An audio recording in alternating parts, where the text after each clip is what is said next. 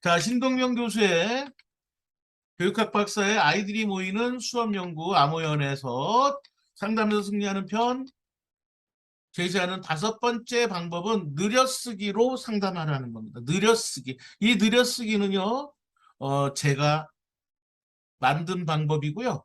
이거는 제가 옛날에 1000명의 논술만 가지고 1000명의 학생을 운영할 때 사용했던 굉장히 획기적인 방법입니다. 그러니까 여러분들이 이걸 잘 터득해서 상담에 승리하고 아이들의 능력을 키워주면 이것은 100% 학원을 키우는 강력한 무기가 된다. 상담에서 이기고 아이들을 성장시키는데 최고의 비법입니다. 잘 들으세요. 자, 느려쓰기라는 것은 제목이 제시가 되거든요. 제목이 제시가 되고 뒤에 제목에 맞는 서술어를 선택하거나 앞에 그걸 꾸며주는 수식어를 붙여나가면서 계속 늘려나가는 거예요. 자, 제목에 맞춰서 서술어를 선택할 수도 있고요. 그리고 수식어를 할 수도 있고 이렇게 시작이 되지만 점점 가면서 앞으로 뒤로 글자가 자꾸 붙어야 되니까 길게 늘어지는 거죠. 제목에 맞춰진 어떤 긴 글이 1번에서는 서술어 하나였지만 2번에서는 제목과 서술어와 앞에 수식어이 붙을 거고 그 다음이 되면 앞에 수식어 앞에 또 뭐가 붙을 거고 또 수식어의 명사의 제목에 그 뒤에 서술어가 있었는데 또 서술어를 변형시켜서 또 뒤에 말을 만들어야 되고 이렇게 새로운 말들을 계속 늘려나가서 5번까지 쓰게 하는 방법입니다. 자, 이렇게 되다 보면 다음 글을 하나씩 하나씩 덧붙이다 보니까 어미 활용도 돼야 되고 다양한 수식어들이 들어와 줘야 되는 거죠. 이러면서 늘려져 나가면서 이 아이의 수준과 문제점을 파악하는 아주 객관적인 방법입니다. 자, 제가 느려쓰기를 통해서 정말 많은 아이들을 늘렸는데요. 느려쓰기는 어떤 효과를 갖고 있냐면 제목 정하는 능력을 가지고 제목 정하는 능력이 왜 그렇게 중요하냐? 제목 정하는 능력은 모든 글을 논리적이고 일관성 있게 만들어주는 아주 효과 좋은 훈련입니다. 자, 그러면 제목 정하는 능력은 어떻게 하는 거냐? 그러면 아이들이 그래요. 저는 제목 정하는 능력이 없는데 그럼 저 그러죠. 이거 뭐야? 사진. 이거 뭐야? 벽. 이거 뭐야? 선풍기. 이거 뭐야? 상자. 이거 뭐야? 형광등. 이거 뭐야? 책. 이거 뭐야? 교재. 이런 것들이 전부 제목이 되는 거죠.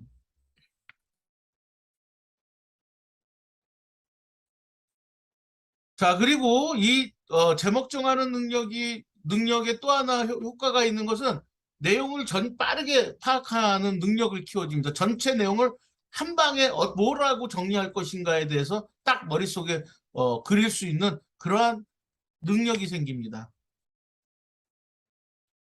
자, 그러면 제목 정하는 게 가장 첫 번째가 되고요. 그 다음에 이걸 가지고 느려쓰기를 갔을 때 어떤 효과가 있냐? 저는 아예 한 줄도 못 쓰던 아이들을 일기를 2장, 3장까지 쓰게끔 만드는 훈련의 출발이 이 느려쓰기였어요. 엄마들이 감동합니다. 일기 쓰기나 긴 글이 어렵게 느껴지지 않아요. 왜냐하면 제목에서부터 늘려나가는 거기 때문에 다 연관성을 갖는 거죠. 그렇기 때문에 학생들이 부담 없이 느려쓰기를 하면 일기나 긴 글을 잘 씁니다. 그래서 일기 쓰는 걸로 학교에서 대표로 뽑힌 학생들도 많았어요. 저희 학원에는. 자, 그 다음에 서술어, 수식어, 연결어미 등 다양한 언어 구사력을 키울 수 있습니다. 바로 이게 포인트예요. 서술어, 수식어, 연결어미 이런 것들을 아이들이 어떻게 사용하고 있느냐에 따라서 그 아이의 수준을 분석할 수 있게 되니까요. 그리고요, 느려쓰기는 제목을 정하고 서술어, 수식어 이렇게 늘려나가는 거다 보니까 앞에 1번, 2번, 3번, 4번, 5번까지 가게 되면 긴 글이 되면서 번호를 싹 지우면 내용이 계속 반복된 거여서 동시 쓰는 법을 따로 가르치지 않아도 굉장히 동시 쓰는 걸 빨리 이해하고 빨리 표현을 하게 됩니다. 자, 느려쓰기를 직접 해보겠습니다. 자, 꽃이라는 거 제목을 줬습니다. 자, 그러면 꽃이 예쁘다. 자, 예쁘다가 늘어났죠? 자, 그 다음에 2번 꽃이 예쁘게 피었다. 자, 그러니까 예쁘다가 뒤에 어미가 연결이 돼야, 어미가 변해야 되겠죠? 그리고 피었다가 들어갑니다. 자, 3번 노란 꽃이 예쁘게 피었다. 자, 노란이라는 말이 수식어니 앞에 하나 더 들어왔죠? 4번. 노란 꽃이 예쁘게 피었는데 어디에 피었다? 화단에 피었다. 예, 부사어가 들어온 거죠. 자, 5번. 노란 꽃이 화단에 예쁘게 피었어. 그 화단은 어디에 있었어? 학교에서 노란 꽃이 학교 화단에 예쁘게 피었다. 자, 이렇게 하면 5번까지 완성이 됩니다. 자, 그리고 이거를 번호를 지우면 뭐라고? 예, 동시가 된다라는 운율이 생기니까 반복으로. 자, 이렇게 하나씩 하나씩 늘려나가다 보니까 연결이 된 거기 때문에 긴 글을 쓰는 게 두려워하지 않는다는 거예요. 자, 1번부터 5번까지 써보면 아이의 수준이 아주 명확하게 나타납니다. 자, 제목 정하는 곳이라고 돼 있죠. 거기다가 자기가 쓰고 싶어 애들 보고서 쓰라 그러세요, 제목을. 그럼 뭐야? 명사 쓰라는 얘기예요. 명사 하나를 생각나는 거 아무거나 쓰고 그걸 늘려나가게 쭉 해보는 거예요. 근데 여기에 보시면은 제목 정하기가 하나가 있고 두 개가 있어요. 하나 가지고는 동명이의 상황을 해석할 수 없습니다. 두 개를 써보게 하면 100%그 자리에서 동명이의 문제점이 발견이 됩니다. 사실 저는 이걸 가지고 논술 시장을 간판 깨기를 엄청 했어요. 제가 의정부에서 학원을 할 때 그때 논술이 갑자기 붐이 일으면서 각 아파트 동마다 동마다 이 논술 선생이 있었거든요. 그래가지고 거기에 아이들이 기본적으로 뭐 20명, 30명이 있는 거예요. 자, 그런데 이거를 제가 어떤 학생이 우리 학원에 다니게 돼서 이제 그 아파트를 놀러 가게 되면 제가 이거 전문가고 자기 아이가 똑똑해지고 성적이 오르는 걸 느끼니까 저를 불러서 그 아줌마들을 만나게 하죠. 근데 그 아줌마들 만났을 때 제가 아이들 불러 오라 그래가지고 자기 애가 어쩌고 저쩌고 얘기하니까 어, 오라 그래서 제목 정하기 이거 하고 그 서술어 쓰게 하고 수식어를 딱 쓰고 두 개를 딱 쓰게 하면서 제가 분석을 해주면요. 그 다음 날부터 그 아파트의 모든 애들은 저희 학원으로 오는 겁니다. 저희 교육원은. 그래서 제 별명이 그때 손에 손 잡고 이거였어요.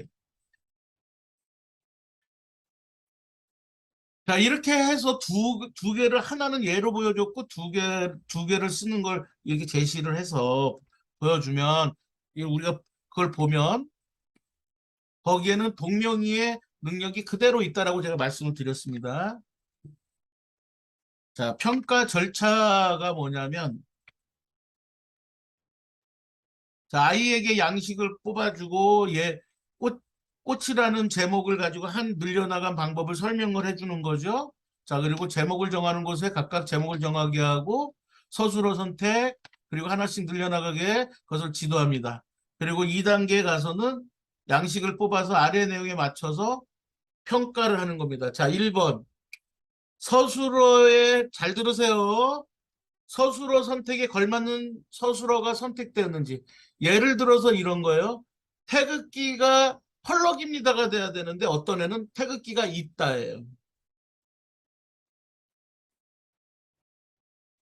굉장한 차이가 있는 거죠. 그렇죠? 태극기가 있다. 이 있다라는 말을 사용하는 학생들이 태반이거든요. 즉 이거는 뭐야? 서술어가 지금 주어진 제목에 걸맞는 서술어를 선택할 수 있는 능력이 아직 자리 잡혀 있지 않다. 다양한 서술어 선택 능력을 갖고 있지 못하다는 얘기가 되는 거죠. 이 있다라는 단어를 쓰는 친구들은요. 뭘 줘도 있다예요. 자동차가 달린다가 돼야 되는데 자동차가 있다예요. 이 친구들은 100%입니다. 그러니까 이거는 즉 서술어가 어떻다? 한정되게 쓰이고 있는 것이다. 서술어 사용 능력이 한정되어 있다는 거. 고쳐줘야 돼, 안 고쳐줘야 돼? 고쳐줘야죠. 이 있다와 똑같은 건 한다. 이것도 계속 그런 것만 쓰는 거죠. 자, 두 번째, 하나씩 늘려나가다가 세 번째쯤 되면, 세 번째 번호쯤 오면 수식어 중에 관용어를 사용하지 않을 수가 없어요. 이때 빨간, 노란 이렇게 세 개 한정돼서 표현하는 게 그렇게만 하고 있는지라고 하는 거를 파악해야 돼요. 물론 꽃 같은 거 이런 것들은 색깔이 들어갈 수밖에 없지만 다른 것들은 제목으로 봤을 때 그거 안 들어가도 되는데 굳이 그렇게 집어넣어야 된다면 이 친구는 관용어 사용 능력에 문제가 있는 거죠. 다양한 관용어 사용 능력이 안 된다는 거예요.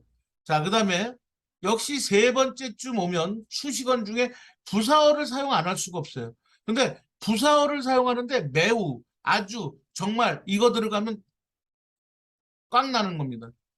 다 돼요, 이거는. 아까 서술어가 태극기가 있다 해서 있다처럼 만병통치약처럼 아무데나 갖다 붙이면 되는 겁니다.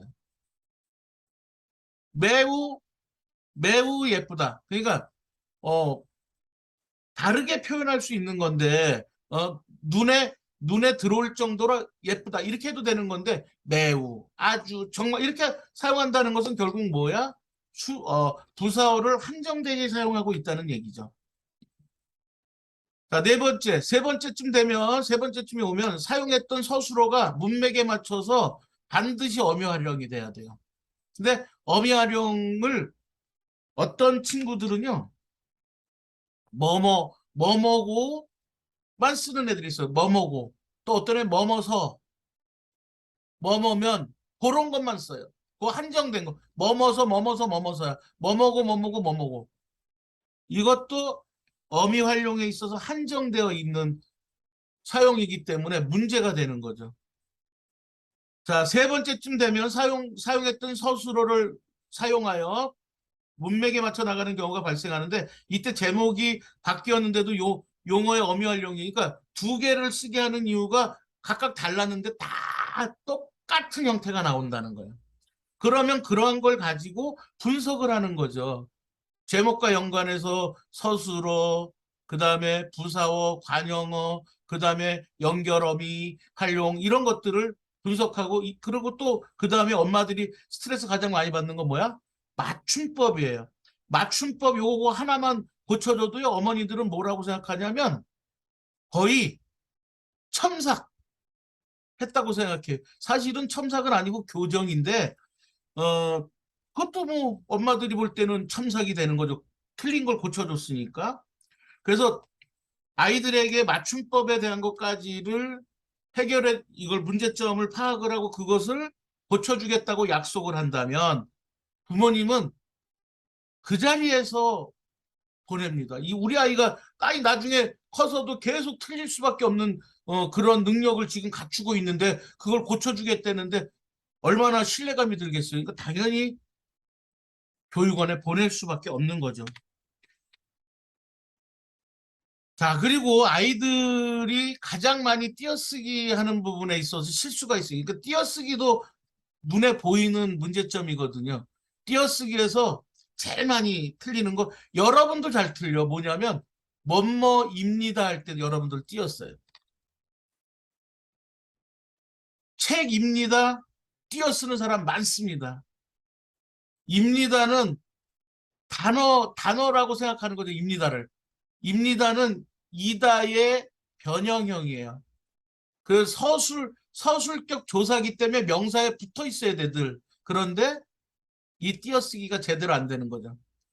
잘 모르니까. 그 다음에 또 두 번째 실수는 뭐냐 하면은 의존 명사에서 많이 틀린다는 거예요. 자, 이런 것들을 즉 뭐 우리가 그 의존 명사 분수, 겉트, 채분, 나름 때문 이런 것들 앞에 부분에서 띄고 뒤에 부분 띄고 이런 부분들을 여러분들이 익히셔야 됩니다. 그리고 한 가지 여러분들한테 힌트를 드릴 거는 뭐냐면 의존 의존 명사에 붙이는 의존 명사에서 그 앞에 오는 것들은 니은이나 니을로 끝나면 무조건 띈다고 보시면 돼요. 뒤에 겉 이런 것들이 있을 때 앞에 니은 니을이 있으면 띄시면 되는 거예요.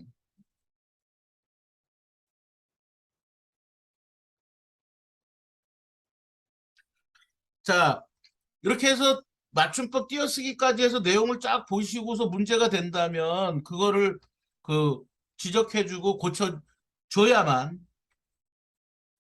우리 아이가 나중에 더 훌륭한 결과로 갈 수 있는 거죠. 여기서 조금 제가 여담 같은 내용을 좀 해볼까요?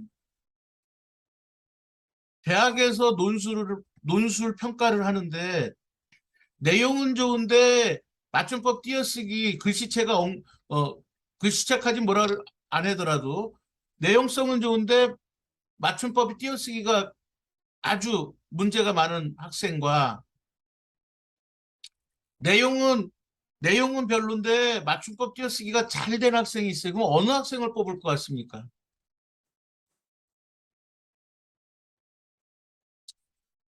네. 내용은 없는데 맞춤법 띄어쓰기 이게 아니에요. 내용은 좋은데 맞춤법 띄어쓰기를 못한다? 말이 안 되는 거죠. 맞춤법 띄어쓰기가 안 된다는 건 내용도 개판이란 얘기예요. 그래서 탈락입니다.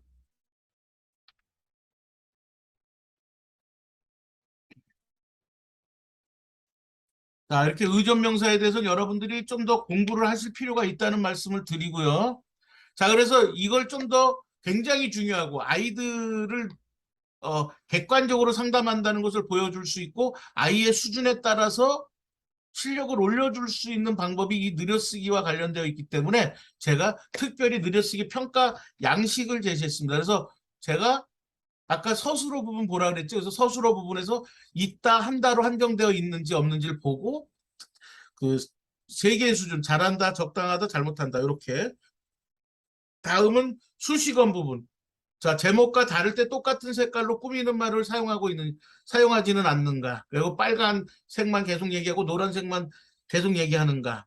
그래서 잘한다, 적당하다, 잘못한다로 나눴고, 부사어 제가 보라 그랬죠. 그래서 매우, 아주, 정말 이렇게 한정돼서 사용하고 있는지 보라. 그 다음에 어미 활용 부분에서 용언의 어미 활용을 한정돼서 뭐뭐고, 뭐뭐서, 뭐뭐면, 이런 것만 계속 뭐뭐고, 뭐뭐고, 뭐뭐고, 뭐뭐서, 뭐뭐서, 뭐뭐서, 뭐뭐면 이렇게 간다는 것은 이 아이가 어미 활용에 있어서 문제가 있는 거니까 잘한다, 적당하다, 잘못한다 이렇게 나누어서 어, 분석하라는 거죠. 자, 맞춤법에서도 역시 마찬가지로 여기가 겹자음에 문제가 있다든지 여러 가지 계속 틀리는 게 틀린다든지 이렇게 두 번만 써보면 다 나타나요.